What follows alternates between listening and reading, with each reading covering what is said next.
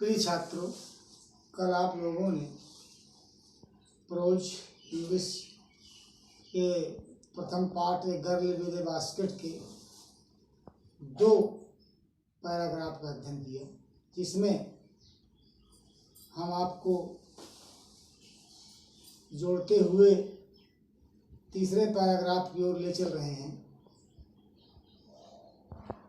इस पाठ के लेखक विलियम सी डगलस, जो संयुक्त राज्य अमेरिका के सुप्रीम कोर्ट में न्यायाधीश थे, सन 1950 में भारत घूमने आए थे। उन्होंने अपनी यात्रा नई दिल्ली से शुरू किया, हिमालय की ओर, और रानीखेत तक गए। भारत की विभिन्न दृश्यों को देखते हुए उस समय के भारत का वर्णन ये कर रहे हैं, और उसी परिप्रेक्ष्य में ये थर्ड जो पैराग्राफ है, इसमें आइए पहले इसको देखिए। किताब खोलिए अपने। The route lay through one of the richest of India's agricultural areas. Route माने रास्ता, जिस रास्ते से ये जा रहे थे वो through one of the richest, सबसे रिचेस्ट माने संपन्न, इंडियाज एग्रीकल्चरल एरियाज, भारत के कृषि क्षेत्रों में सबसे संपन्न क्षेत्रों में से एक था वो रास्ता जिधर से जा रहे थे। जिस रास्ते से जा रहे थे वो भारत के सबसे कृषि के मामले में संपन्न क्षेत्रों में से एक क्षेत्र था। This was the plain of upper Ganga river. वो गंगा रिवर, गंगा नदी के अपर ऊपरी भाग का प्लेन था, समतल मैदान था। गंगा का ऊपरी भाग उठाओ जो समतल था, प्लेन था। 1000 फीट एबव सी लेवल, समुद्र तल से, सी लेवल समुद्र तल से 1000 फीट एबव, 1000 फुट की ऊंचाई पर था। बट ट्रॉपिकल, लेकिन उष्ण था, अर्थात गर्म क्षेत्र था। समुद्र तल की से 1000 फीट की ऊंचाई पर था। भारत के सबसे धनी कृषि प्रधान क्षेत्रों में से एक था, लेकिन ट्रॉपिकल था, उष्ण था। The Ganga was brown silt, Ganga का वर्णन कर रहे हैं इसमें। गंगा नदी उस समय क्या थी? ब्राउन सिल्ट थी। ब्राउन मीन्स भूरी, सिल्ट माने बालू भरी हुई, जिसमें बालू भरी हो और ब्राउन हो, मटमैले रंग की हो, बालू, उसके पानी में बालू दिखाई पड़ रहा हो, ब्राउन सिल्ट होती है। तो गंगा का रंग मटमैला था। Swollen with flood waters, swollen उफन रही थी, उफनाई हुई थी। विथ फ्लड वाटर्स मीन्स बाढ़ के पानी से गंगा उफन रही थी। इट्स ओवरफ्लोज, उसका उफान, इनअंडेटिंग, डुबो रहा था। इनअंडेटिंग मीन्स डुबोना, डुबो रहा था। Thousands of acres of rice, thousands of acres, हजारों एकड़ ऑफ राइस माने चावल के खेतों को, अर्थात धान के हजारों एकड़ खेतों को गंगा का उफनता हुआ पानी डुबो रहा था। आप इस लाइन से अच्छी तरह आप समझ सकते हैं कि जब विलियम सी डगलस भारत आए थे 1950 में, मौसम कौन सा रहा होगा? Rainy season. क्योंकि गंगा में जो फ्लड वाटर आता है, जो बाढ़ का पानी आता है, उस रेनी सीजन में आता है। और गंगा मटमैली ज़्यादातर जो सिल्ट लिए होती है वो उसमें होती है, रेनी सीजन में होती है। और धान की फसल भी रेनी सीजन की फसल हुआ करती है, वर्षाकालीन फसल है, इसीलिए ये वर्षा काल का वर्णन है इसमें। टू द नॉर्थ, उत्तर की ओर, जिस रास्ते से जा रहे थे उस रास्ते के उत्तर की ओर वर जंगल्स, जंगल थे। अब आगे डैश लगा हुआ है, जंगल का वर्णन है, कैसे जंगल थे। जंगल में था क्या? ग्रेट एक्सपांसेस ऑफ ग्रास, ग्रेट एक्सपांसेस, महान विस्तार या फैलाव, बहुत बड़ा फैलाव था। काहे का? ग्रास का, घास का, अर्थात जंगल में बहुत दूर दूर तक घास फैली हुई थी, दिखाई पड़ रही थी। हायर देन ए मैन्स हेड, हायर ज्यादा अधिक ऊंची थी, किससे? मैन्स हेड, मनुष्य के शरीर से भी ज्यादा ऊंची ऊंची घास का बहुत दूर दूर तक विस्तार था। and unbroken except for an occasional clumps of trees, और unbroken जो ब्रेक ना हुई हो, जिसकी कड़ी टूटी ना हो, अर्थात अविच्छिन्न, except for an occasional clumps of trees, occasional बीच बीच में क्लम्स ऑफ ट्रीज थे, पेड़ों के क्लम्स माने झुरमुट, उस घास के बीच बीच में पेड़ों के झुरमुट भी दिखाई पड़ते थे, वो भी वहाँ थे। द होम ऑफ टाइगर्स, और अंदर क्या थे, चीतों के होम थे, अर्थात चीतों के मांद थी, चीते रहते थे। एलिफेंट्स हाथी थे, पाइथन अजगर थे, एंड कोबरास और काले नाग कोबरा जो थे, ये हर प्रकार के जंगली जीव उस जंगल में थे। Everywhere else there was flat and running to the horizon, everywhere सर्वत्र सब जगह क्या था, there was flat land, flat land थी चारों तरफ, जिधर देखो वहां पर एवरीवेयर सब जगह फ्लैट लैंड थी, समतल जमीन थी। रनिंग टू द होराइजन, जो जा रही थी कहाँ तक, होराइजन तक, क्षितिज तक। क्षितिज उसे कहते हैं जहाँ पृथ्वी और आकाश दोनों मिले हुए दिखाई दिया करते हैं, उसे होराइजन अर्थात क्षितिज कहते हैं। यद्यपि मिले नहीं होते हैं, लेकिन देखने में ऐसा आभास हुआ करता है। तो जमीन समतल थी जो क्षितिज तक दिखाई पड़ती थी, बट लेकिन dotted here and there, here and there माने यहाँ वहाँ, डॉटेड माने छितराए हुए थे, डाल दिए गए थे या भरे हुए थे, खड़े थे, आप कह लीजिए क्या खड़े थे, क्या छितराए हुए थे,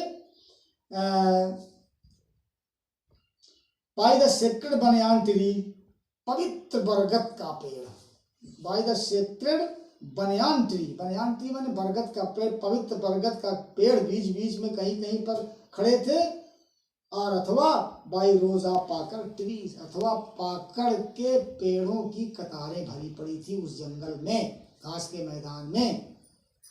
शेप्ड लाइक, जिनका शेप्ड माने आकार था, लाइक माने जैसे, एल्म, एल्म का पेड़ होता है, एल्म एक जंगली पेड़ है जिसमें कांटे होते हैं। तो इन बरगद का पेड़ और पाकड़ के पेड़ों की कतारें ऐसी दिखाई पड़ रही थी मानो आकार में ऐसी थी जैसे एल्म के पेड़ हुआ करते हैं।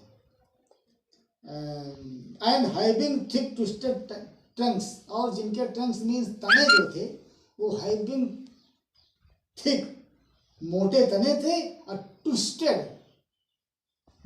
मुड़े हुए थे, मुड़े हुए तने थे उनके, मोटे तने थे उन पेड़ों के, इनमें जंगल में ये सब पेड़ दिखाई पड़ रहे थे। Now we have to explain it in English. The author William C. Douglas, when he starts his journey, the street, the route from where he was passing, he saw many different kinds of scene of India. He says that the route, the street from where he was passing was one of the richest agricultural area of India.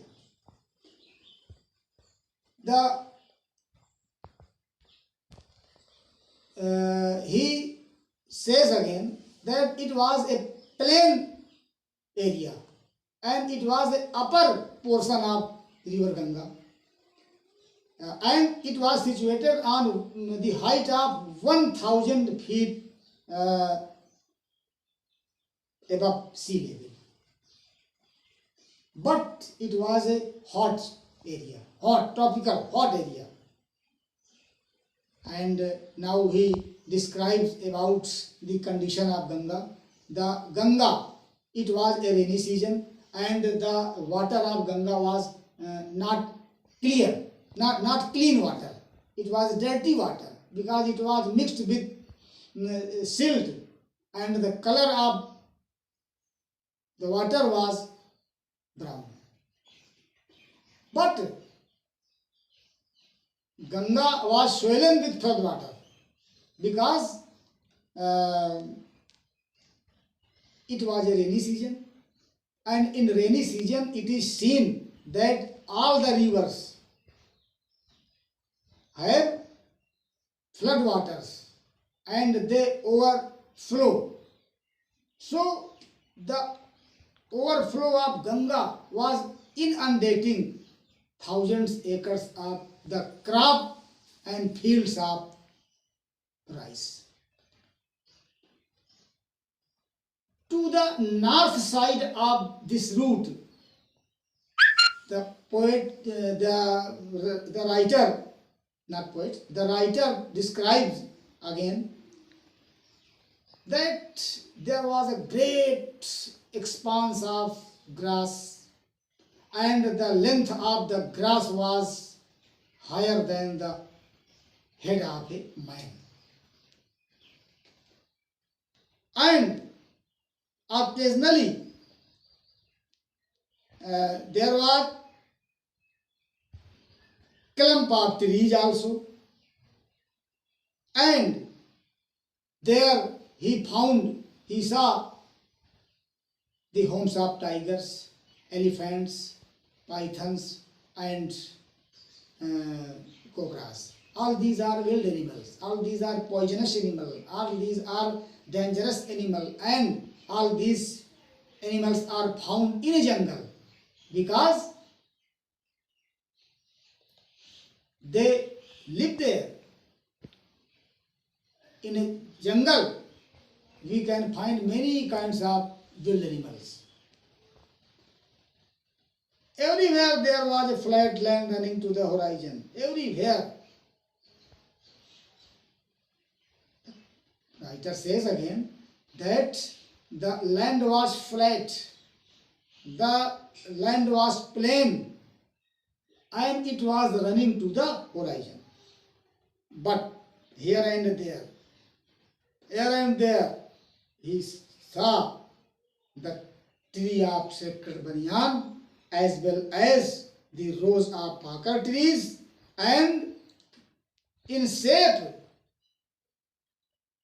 the shape was just like the tree of elm, which has thick and twisted trunk.